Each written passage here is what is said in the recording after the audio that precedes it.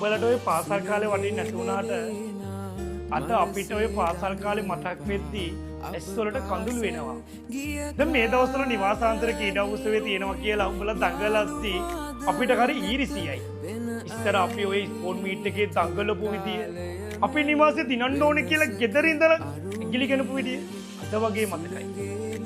ඉස්කෝලේ කාලේ කොච්චර සුන්දරයිද කියලා දැනෙන්නේ දැන් තමයි බං. ඒ නිසා පුතේ මම ඒකට මම උඹට හැමදාම කියන්නේ ඉස්කෝලේ ඵලයන් කියලා. මොකද ඒ කාලේ කවදාවත් ආයෙ ගන්න බෑ. මම කොච්චර ආස වුණත් ඉස්කෝලේට ගියාට අර යාළුවෝ සෙට් එකත් එක්ක ගැන්සි බෑලා හිටපු එක බත් මුල බෙදාගෙන කාපු ස්පෝර්ට් මීට් වල රෑන් නිති මරපු දවස් ආයෙ කවදාවත් ගන්න බෑනේ. ආයෙත් ආසයි යන්න තියෙනවා නම් මං දෙවියන්ගෙන් ඉල්ලන්නේ අනේ පාසල් කාලේට යන්න දෙන්න කියලා.